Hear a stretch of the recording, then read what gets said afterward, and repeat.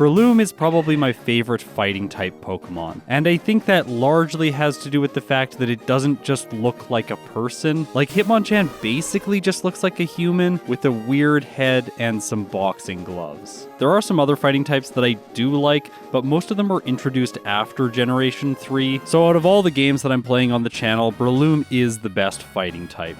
Just look at it, it's a cute little mushroom dinosaur. Now, the reason that I chose to run it today is not because of its aesthetics, it's because it is part of the fluctuating growth rate, and I'm going to get into that in a second. First, let's go through all the things that make Breloom a Pokemon. Starting with its base stats, it has 60 HP, an incredible 130 attack, 80 defense, 60 special attack and special defense, and 70 speed. You might think that it's fairly slow, but after I get some speed EVs and the badge boost from Watson's badge, I'm sure this thing is going to outspeed all of the major threats. Now, unfortunately for it is the grass fighting type, which is just terrible defensively. It has a double weakness to flying type moves, with single weaknesses to poison, fire, psychic, and ice, and later on fairy when it's introduced in Generation 6. Making this type even worse in Generation 3 is the fact that all grass moves deal special damage and all fighting moves deal physical damage. Because Breloom's attack is more than double its special attack, I don't think its grass type moves are going to get much use today. However, I will need them in the early game, especially against Roxanne, so I didn't want to choose a nature that would lower my special attack and raise my attack. Instead, I'm going to raise my attack and lower my defense. So today, I picked the Lonely nature. I'm also going to do this playthrough with a female Breloom. This counters Flannery's ability to use Attract, and it also gives me the ability to use Attract against a trainer like Steven. Breloom's ability is Effect Spore, which is actually not as good in Generation 3 as it is in modern games. Here, it only has a 10% chance to trigger, so it's not that great. We're not going to see that much use of it. So now, last but not least, let's talk about Breloom's move pool. It starts with Absorb, Tackle, Stun Spore, and Leech Seed. Honestly, not a great set. And then through level up, it gets Mega Drain at level 16, Headbutt at level 22, Mach Punch at only level 23, and finally Sky Uppercut at level 36. Through TMs and HMs, it gets access to Bullet Seed, Hidden Power, Giga Drain, Solar Beam, Iron Tail, Return, Brick Break, Sludge Bomb, Facade, Secret Power, and a surprising number of HMs. This thing would be a great mule for a playthrough. Now we've covered everything related to Breloom, so let's talk about the fluctuating growth rate. It was introduced in Generation 3, and out of all of the growth rates, it requires the most experience to get to level 100. I think as a direct result of this, it is one of the smallest growth rates, containing only a total of 14 species. Most of them were introduced in Generation 3, with the exception of Drifloon and Drifblim. However, the fluctuating growth rate doesn't always take a lot of experience to level up. It changes depending on the level of the Pokemon. This actually means that it levels up the fastest in the early game and then the slowest in the late game. So I put together comparisons with all the other growth rates because if you've been watching my channel for a while now, you will know how they all work quite well. So when related to the medium slow growth rate, which I have said up until this point is the best growth rate, the fluctuating growth rate takes less experience to level up from levels 1 to 10. Comparing with the fast growth rate, it requires less experience all the way from 1 to 25, and both of these growth rates require the same amount of total experience to get to level 26. And then it is faster than the medium fast growth rate until level 36, where it takes the same amount of experience. Okay, so we're all probably thinking about the slow growth rate, which is one of the worst growth rates. So when does the fluctuating growth rate meet up with the slow growth rate? Well, that finally happens at level 62, where the fluctuating growth rate's total experience is just a little bit higher. I also don't have a lot of experience with the erratic growth rate, but the fluctuating growth rate is faster until level 45. My experience with these solo challenges has been that early advantages really pay off, so I'm expecting the fluctuating growth rate to either be the second best one in the game or the best one. That is, in the case that I'm running a Pokemon that is quite strong, so fully evolved Mons, I think first stage Pokemon are really going to suffer with this growth rate.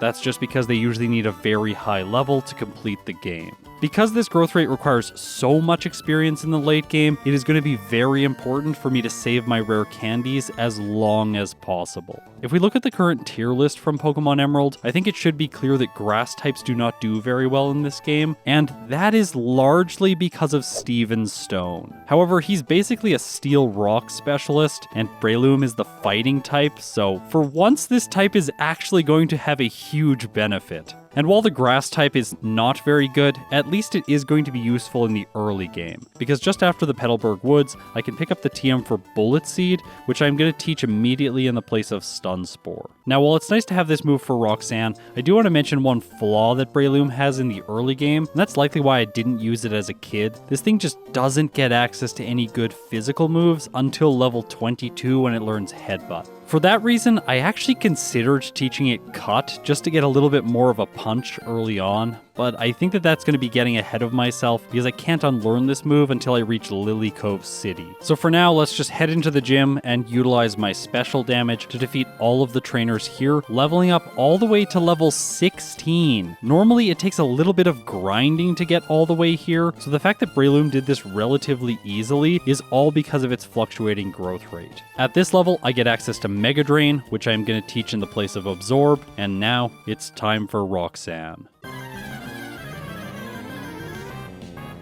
Her first two Pokemon are Geodudes, which take 4 times damage from grass-type moves, so obviously Mega Drain is going to one-hit both of them with no problems. However, her final Pokemon is Nosepass, and it has a terrible design. Also, it has a lot of special defense for a rock type, plus it doesn't have the ground type, so it only takes 2 times damage. Because I'm going to be doing less damage to it, I decide to go for Bullet Seed, hoping to get a 5-hit and knock it out in 1 turn. But this just doesn't happen. It's not that likely that you get one of these. I really should have been using Mega Drain here. Eventually, I figured that out, and I finished Roxanne off. A very easy first gym leader. Now, the prize for defeating her is actually really good because I get a 10% boost to my attack stat, making Breloom's already outrageous attack even better. However, this is a little ironic right now because I'm not going to be utilizing that stat very much outside of when I use Tackle. However, this move is still doing more than enough. I'm going to defeat Brendan just south of the city to get some extra experience. After all, I want to make it to level 22 as soon as possible. Now, I will note here, backtracking towards Dewford Town, that I did go and pick up the Miracle Seed. However, it is not going to play a big role in this playthrough just because of how bad Breloom's special attack is. On Dewford Island, I pick up the Silk Scarf immediately, and then I head out to the beach to fight some trainers. This takes Breloom well into level 20. I deliver the letter to Steven, and now I think I'm ready to face Brawly. I really didn't want to waste time taking the ferry back to the mainland and training on weak Pokemon to get 22 for Headbutt. I should be fine with my current moveset. Up first is Machop, and I'm able to knock it out with 2 tackles. Next, on the Metatite, I figure out that I don't want to be missing against it, so using Mega Drain, which has 100% accuracy, is going to prevent it from using Focus Punch. Also, this has the added advantage that I'm going to heal so that when I make it to the Makuhita, I have full health. I go for Tackle, it does just less than half, and then Makuhita sets up Bulk Up, so I don't want to use Tackle again. Instead, I choose Mega Drain, it does more damage, and Brawly's ace goes down. So with that, I have earned myself the 2nd badge. And the prize for this victory is the TM for Bulk Up, which I can teach to Breloom. This is such a fantastic move, by the way. I don't know why the developers made this move because Curse in Generation 2 is so broken, and then Bulk Up is basically just a better version of Curse where you don't lose your speed. Every Pokemon that has good physical attack and that can learn this move early on is probably going to carry it throughout the rest of the game. After all, it's a TM move, so once I forget it, I won't be able to get it again, so I think it's here to stay. Now it's time to head to Slateport City. On the beach, I'm finally able to fight trainers and get enough experience to level up to level 22 where I learn Headbutt in the place of Tackle. Then Breloom has a strange quirk, which is 1 level higher at level 23. It learns Mach Punch, which I'm going to put in the place of Bullet Seed. Because it's essentially a speed run, I don't want to use Bullet Seed because it wastes time scrolling text on the screen and animating the health bar multiple times each turn. Okay, so I just want to take a brief moment and talk about Mach Punch. It is a high priority move, so I'm going to be able to go first with it, even in cases where my speed is cut. For instance, Watson has paralysis, so Mach Punch might be very useful there. However, I do want to mention that even after the same type attack bonus, this move is still weaker than Headbutt, so for now, the go-to move is still going to be a normal type move. Also, I have the Silk Scarf, so Headbutt's effective power is actually 77, which is really good when the move also has a 30% chance to flinch. Alright, so it's time for what is considered the second rival battle. I always think of the one south of Rustboro City as just optional. Here, I didn't want to mess around with the Wing Gull because it does no wing attack, which does 4 times damage, so I just knock it out right away with Headbutt. Next is Combusken. I go for Headbutt. It just barely survives, but I get a flinch, finishing it off. All that's left is Lombre. It's not very strong, so this was an easy win. Now, normally in the surrounding regions of Mauville City, I have to do a lot of training with my Pokemon to get to like level 33 in order to defeat Watson. However, with Breloom, it's leveled up so quickly in the early game that I don't think that I have to do a lot of this training. I'm going to do some, but not too much. I decide because I have super effective damage against his most scary Pokemon, the Magneton, that I should be able to do this fight around like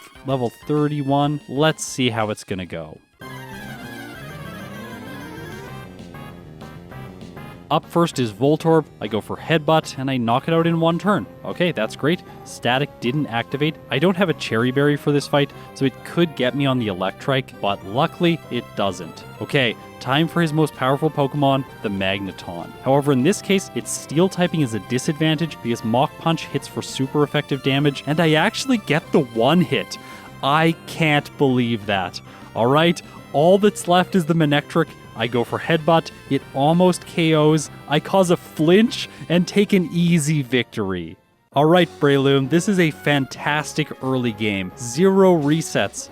I actually don't know if I've ever done that before. Anyways, I was feeling really confident with this thing, so I decided to start using the bag trick to skip some spinning trainers, which normally I fight in most playthroughs. Now, something else I find strange about Breloom is the fact that Secret Power is actually not going to be useful. With most Pokemon, by the time I get here, this TM is a breath of fresh air. I'm specifically thinking about Mightyena, which was my last Pokemon Emerald playthrough. Alright, so let's continue. I pick up a Protein, which is going to be useful for Breloom because I want to boost my attack stat as much as possible. After that, I take a Gondola ride, and now I'm ready to face Maxie. Against him, I was a bit worried about Intimidate because having my attack cut from the beginning of the battle is not very good. Luckily, Mach Punch is super effective on the Mightyena, but it doesn't do enough to KO. Luckily, he just chooses Bite.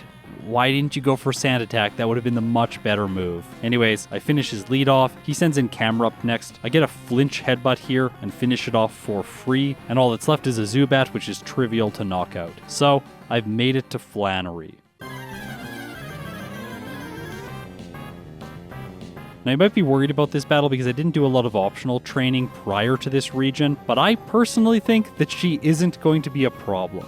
Numel is incredibly weak, and as a result, I think that I can just set up Bulk Up here for free. Plus, this thing really doesn't want to use Overheat because it knows that it's going to drop its special attack. I think that I'm going to be able to survive 1 hit from that Fire-type move, so I'm going to set up Bulk Up until I feel I can sweep her entire team. At +3, I think I have enough damage to do it. I have 326 attack.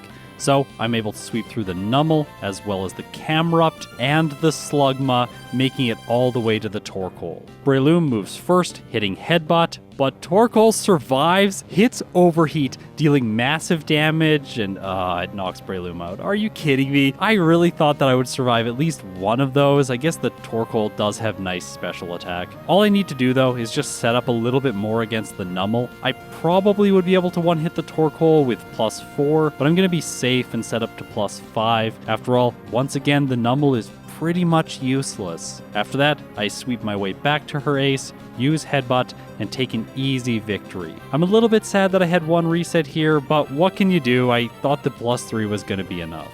By the way, now that I'm level 36, I have the chance to learn Sky Uppercut. I absolutely love this move's name, by the way.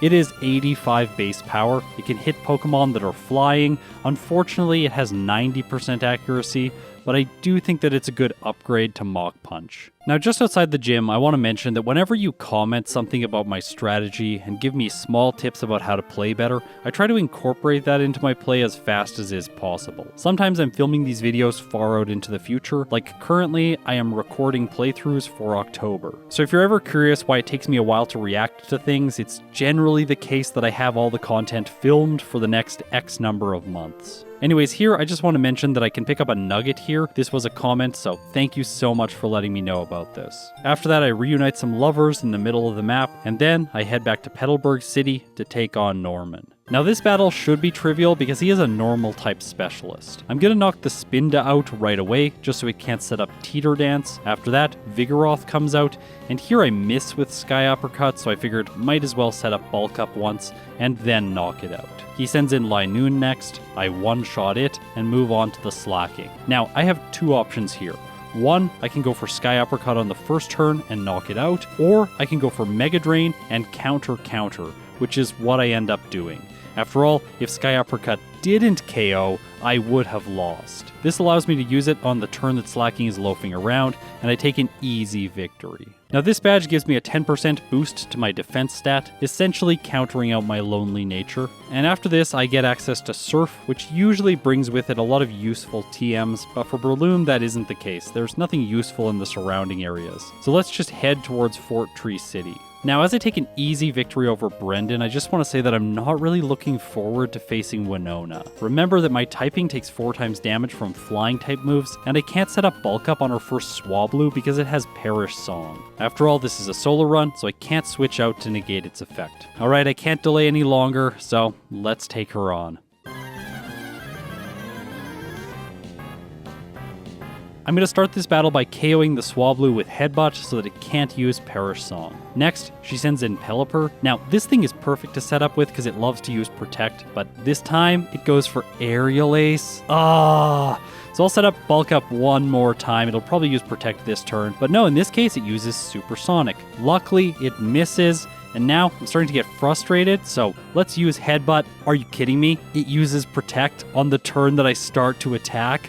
This Pokemon is the most frustrating Pokemon to go up against. Either way, when I finally get to attack it, it goes down in one turn. Next, she sends in Skarmory. I go for Sky Uppercut, but it misses, allowing the Skarmory to get an Aerial Ace in, taking me down to orange health. However, here, Effect Spore triggers, and I put it to sleep, allowing me to knock it out on the next turn. From there, I one-hit the Tropius, Altaria comes out, I go for Headbutt, expecting a one-hit, but it just barely survives, goes for Aerial Ace, and Breloom survives with 2 hit points. I can't believe it. So I have to reroll damage here because Winona used a Hyper Potion, but I get a better damage range, and Altaria goes down. I can't actually believe this one. I beat her on my first attempt. On the next route, it is time to do an item raid. I'm going to pick up a rare candy, some Persim Berries, some Chesto Berries, another rare candy, and then finally the TM for Giga Drain, which I teach over Mega Drain. This move has small PP though, only 5, so I'm going to use a PP up to fix that. Now after making it to the top of Mount Chimney, then going to Lily Cove City,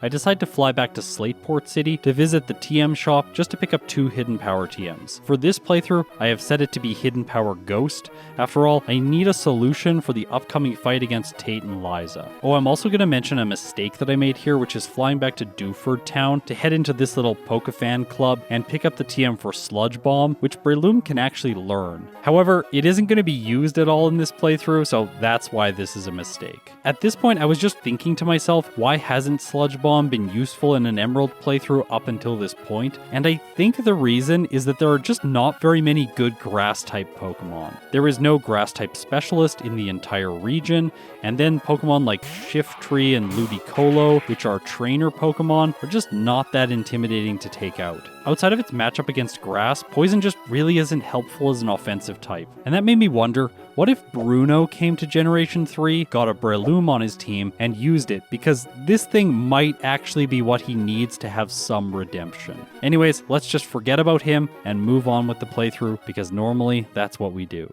And just as I was singing its praise, Breloom is going to run into its first challenge against Maxie. Not the Mighty Enna, the Crobat, because it has much more speed than me, 16 more to be exact. It moves first, hits Air Cutter, and knocks Breloom out in 1 hit. I came back into the fight hoping that it would get a worse damage range, and in this case it does, but I survive with only 2 hit points. This allows me to move on to the final Camerupt, but here Sky Uppercut misses and that results in a loss. Okay, so it's time to upgrade my moveset. I'm going to put Return in the place of Headbutt just to get a little bit more damage against the Crobat. By the way, the reason I knocked it out in the last fight was simply because I got a critical hit. And without one, Return is not doing enough to take it down. In this case, I get Maxie stuck using Super Potions. If I had an Outspeed here, this would have allowed me to win, but I don't, so once again, Breloom goes down. I have more losses here. I tried setting up against the Mightyena, but it can counter this by using Roar to switch my Breloom out, meaning I have to send it back in. After all, this is a solo challenge, and now I have lost all my setup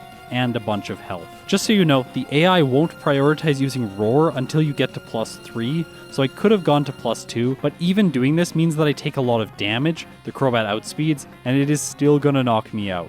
Okay, here I'm gonna make a risky play, because I'm gonna feed Breloom 7 rare candies to take it up to level 50. As I was doing this, I was just thinking that I have bulk up for Steven, and I think that that fight is gonna be okay as a result. I really hope this is not a major mistake. Unfortunately for me, I would have had to use an 8th rare candy to outspeed the Crobat. At level 50, I speed tie it. However, this gives me what I need to finally knock it out with 2 returns, move on to the Camerupt, use Return, which doesn't KO. Luckily, this thing actually doesn't have any fire-type moves, so I'm able to finish it off and finally defeat Maxie. Proud to say, I did not go to the Team Aqua hideout and forget the submarine. Gonna give myself a little pat on the back for that, and then head into the battle against Matt. In this case, his style must have distracted my Breloom because it misses Sky Uppercut, meaning that the Mightyena gets 2 scary faces on me, lowering my speed so that Golbat outspeeds. Then I get confused, I hit myself, take damage from Wing Attack, and yeah, this ends in a loss. However, it's an easy win if I just don't miss on the first turn. With the way open to Moss Deep City, I'm actually going to take a quick detour to Pacific Log Town so I can get an additional TM for Return. This is immediately important because I'm about to unlearn Return in favor of having Hidden Power for Tate and Liza. Alright, so the one mandatory double battle that is actually a problem for most Pokemon. However, here with Breloom, I think that it actually might have what it takes because Ghost is physical in Generation 3. On the first turn, I target the Xatu, knocking it out in 1 hit. I take a little bit of chip damage from Earthquake. The Claydol always prioritizes this move on the first turn, and then they send in Lunatone. Now, I think that it's going to hit harder because it has higher special attack, so I'm going to target it, and luckily I knock it out in 1 turn. Okay, the more physically defensive Solrock is next. I target it and also get the 1 hit. Now at this point I don't know what happened to my mind. I think maybe I was scared of the Claydol using Psychic and not having enough health to knock it out, so I start going for Giga Drain to heal back some of my health, but I really just should have used Hidden Power and knocked this thing out. When I finally figure that out, they use a Hyper Potion, taking it back to full health, and Breloom still manages to get the knockout. So Tate and Liza were not a problem at all. This run is basically like nothing I have done before. No problems with the typical threats. Roxanne, Brawly, Watson, Norman, or Tate and Liza. But it struggled against Maxie in the Team Magma hideout. And that's a bit worrying for me because coming up next during the plot line is the fight against Archie, which is basically just a clone of the Maxie fight but more difficult. Going into this fight, what's immediately apparent to me is that I have more speed than the Crobat. However, I don't really have a move that is good against it. As a result, I can't get the 2-hit and it knocks me out.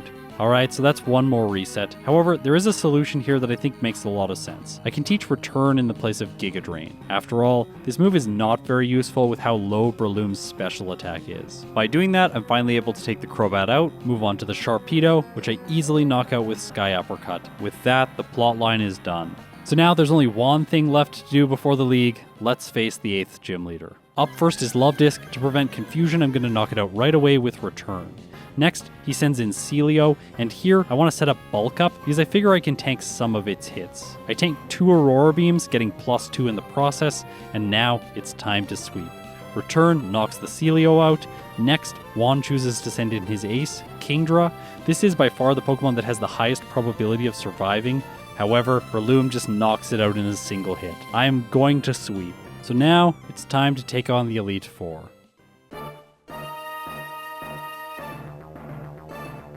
My battle against Sydney is very messy. I am using the Person Berry here, which is absolutely useless against the Mightyena. Just for context, I filmed this run before I filmed the Kyle playthrough, which I released on the channel earlier. So I hadn't yet figured out that I should be using the White Herb for this battle. Making things worse, I get Sand attacked, and then with my accuracy dropped, I want all of you to pay attention. Sky Uppercut gets some incredible luck. It misses once, and then it hits. It hits again. It hits for a 3rd time, it hits a 4th time, and it hits a 5th time in a row, finishing off Sydney's entire team. Alright, that was pretty ridiculous, so let's move on to Phoebe.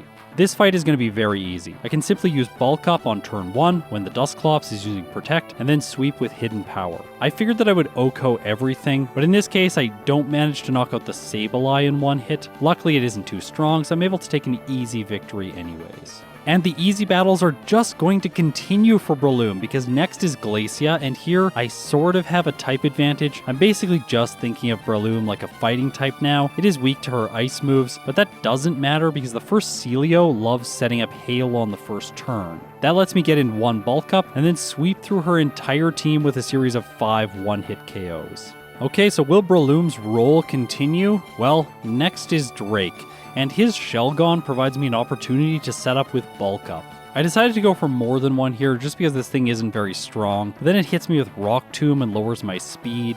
As a result, I'm going to be taking chip damage throughout the rest of the battle. And not just chip damage because the Flygon does half. And then after that, the Altaria does a bit more after I've healed, with Salamence coming in and finishing Breloom off.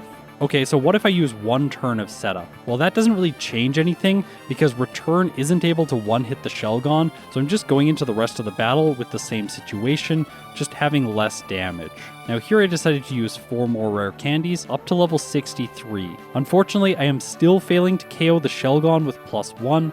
I really should be using the Silk Scarf here. Now I just want to mention here that I actually am playing these fights out until Breloom faints, but I'm just going to keep cutting back to the beginning of the fight because that's really the part that I need a solution for. I thought that maybe Sky Uppercut would be the answer against Shelgon, but it misses. Then Shelgon chooses Rock Tomb on the first turn, which is slightly frustrating. I get another first turn Rock Tomb. Finally, I managed to knock the Shelgon out with my speed stat intact. Note, I didn't use rare candies before this fight, but I still have enough speed to move first against Salamence. I OHKO the Flygon, just barely fail to against the Altaria, then I take massive damage from Aerial Ace and get the KO. However, then Salamence comes out and I realize another flaw. I'm gonna get intimidated, lowering my attack stat. I do just more than half, and that's the end of the battle. Okay, so I obviously need an alternative strategy here. If I use a Chesto Berry in combination with Rest, the Resto Chesto strats, which I love so much, then I'm going to be able to find a point in the fight where I can heal. I have one loss this way because I was scared of healing against the Altaria, but finally I figure out that its Aerial Ace isn't doing that much to me if I set up a lot against the Shelgon. This way I can heal on the Altaria. Remember, it loves to use Dragon Dance, so it might not damage me.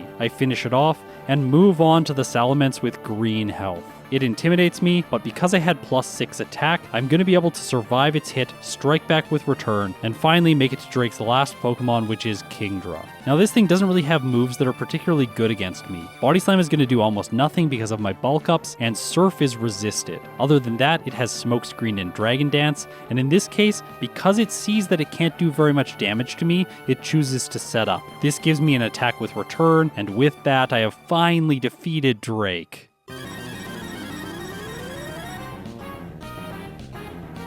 Alright, so it's time for Wallace. Now, my grass typing is both an advantage here and a disadvantage. Overall, I think that it is still more of a disadvantage, just because most of Wallace's Pokemon have ice moves. However, in this case, I just want to mention that I get quite lucky. Against the Wailord, I choose to set a Bulk Up. It goes for Blizzard, missing, and then it goes for Rain Dance, allowing me to get +2 right away. I'm outspeeding all of Wallace's Pokemon, so let's go for the sweep. Wailord goes down in a single hit, then he chooses to send in Milotic. By the way, I had top Brick Break at this point, just because I want more accuracy. After all, I can use the move reminder to get Sky Uppercut back later on if I need it. This fighting move does neutral damage to the Milotic, finishing it off. And from here, I think things are going to be much easier. I one-hit the Whiscash, the Ludicolo, and now it is time for his final Pokemon, Gyarados. Its Intimidate lowers my attack stat, but I still have +1. Return hits. Unfortunately, it doesn't quite do enough damage, and then I get stuck with Wallace using Full Restore after Full Restore after Full Restore. Now this is just annoying because it's wasting my time, and Breloom is set to clock in with the fastest time yet. But don't worry, I'm able to take Wallace's Gyarados out and clock in with a time of 1 hour, 44 minutes, and 28 seconds, with 23 resets at level 64. This took a game time of 5 hours and 43 minutes. But this playthrough is not done yet, because the most powerful trainer in the region is next. It's time for Steven Stone.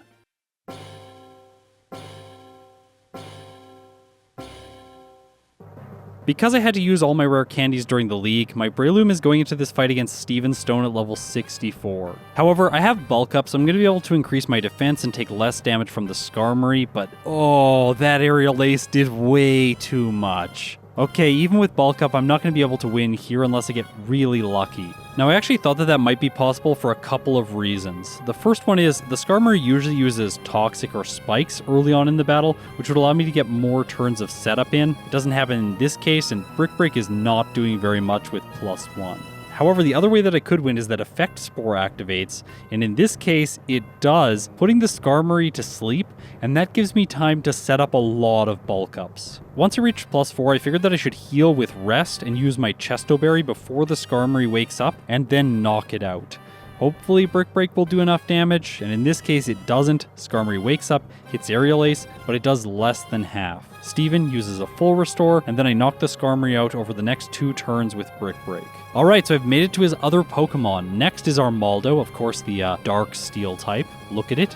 It's definitely got evil within its eyes. Also, when I was a kid, I didn't know that its eyes were eyes. I thought they were its ears, and I thought its eyes were these red things in the center of what looks like its face. Anyways, let's continue on. I just one-shot this thing, and then Steven sends in Metagross. Okay, Brick Break, you have to KO this thing. Unfortunately, it just barely doesn't. Metagross strikes back with Psychic and knocks Breloom out. Alright, so my chances here are extremely bad. I need to go and do some training. Luckily, I can face Wally in Victory Road for some extra experience, and then grind on wild Pokemon. I take myself all the way up to level 68. By the way, I have 1 rare candy left over, and then I'm going to go to the Safari Zone and pick up a second one so that I can use 2 to go up to level 70. However, even at this level with 1 bulk up, the Skarmory is still doing much more than half. Like, it looks like 3/4. I reset many times here trying to get luck with Effect Spore again, but it's just not working out. As a result of all of these losses, Breloom is not going to get the best time yet. The fluctuating growth rate has really hurt it in the late game. So now looking back at my playthrough, I do think that it was a major mistake to use the rare candies before Maxi. I probably should have used an escape rope to get out of the cave and done as much training as was possible. However, I can't go back in time and do that now, so let's just level up a little bit more and then come back to Steven. However, while I was doing this, I realized that there might be another way for me to get a little bit more of an advantage. So at level 71, I head to the move reminder and I teach Sky Uppercut in the place of Brick Break just to get a little bit more muscle. I do get an Effect Spore activate here, but it's only paralysis, which is not that good. By the way, it only prevents Pokemon from moving 25% of the time. As a result, Breloom takes another reset,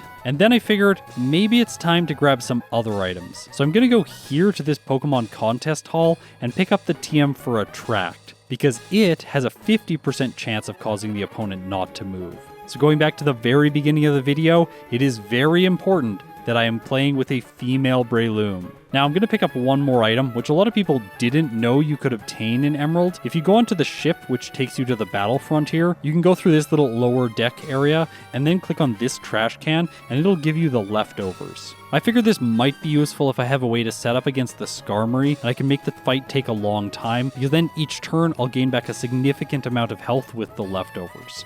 However, before we try that strategy, I'm going to try Attract. Obviously Return is useless, so I can just put it in the place of this move. Now Attract is really going to need to come through for me at the beginning of the fight, or the Skarmory is just going to deal too much damage. And I have reset after reset after reset here because it's just refusing to cooperate. However, then, in similar luck to what I got against Sydney, Attract prevents the Skarmory from attacking what is a ridiculous number of turns in a row.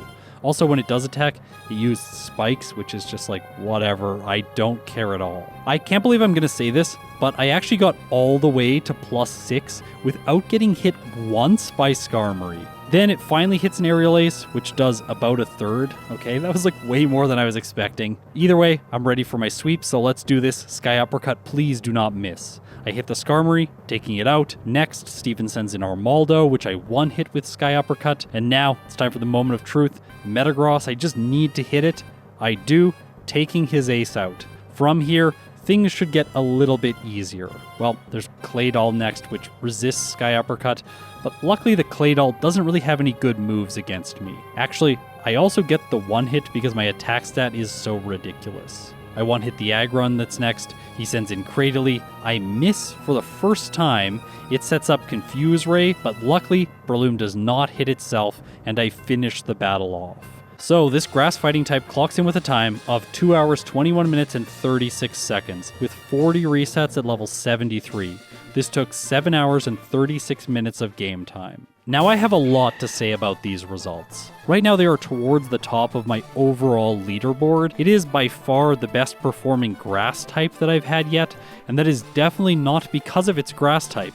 It is 100% because of its fighting type and the move Bulk Up. Breloom was honestly a complete beast in the early game. Until the fight with Maxie in the Magma Hideout, it didn't really have any significant threats. Obviously it lacks some consistency, having to use Sky Uppercut for a decent portion of the playthrough, but that's not the worst thing in the world for overall speed. However, where it really runs into problems, like I anticipated at the beginning of the playthrough, is at Steven.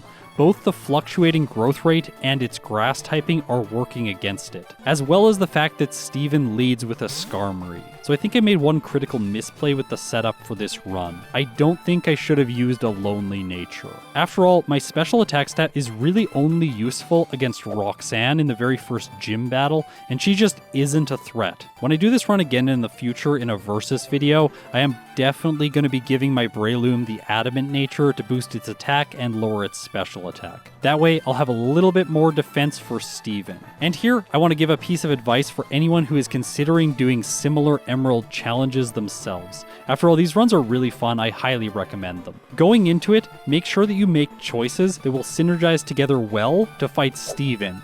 He is by far the hardest trainer, and if you are not prepared for him, you can get stuck for a very long time, which is exactly what happened here. So I think a generalized piece of advice that I've learned from these playthroughs is that I don't want to be dropping my defense or my speed stat. Both are incredibly important. Of course, you can drop your speed stat if you're running a Slowpoke. Running is definitely not the right word for that Pokemon. Anyways, I just want to give one final thought about Breloom. It feels like the inversion of Poliwrath from Generation 1. In those games, it's not very good because it has the fighting type, but it has a fantastic primary typing because it is the water type. Overall, making it just kind of meh.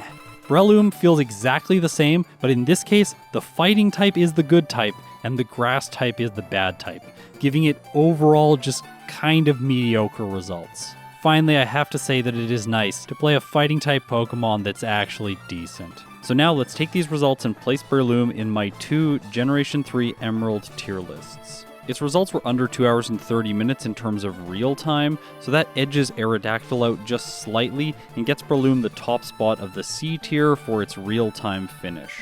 However, because I'm only doing single playthroughs, and the fact that my skill level is highly variable right now in Emerald version, game time tends to be the better metric to judge all of the Pokemon based on.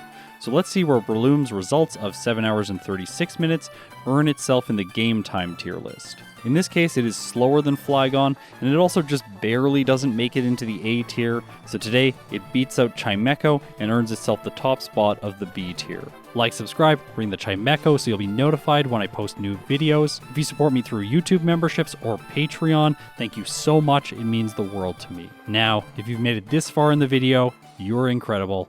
I'll see you in my next one.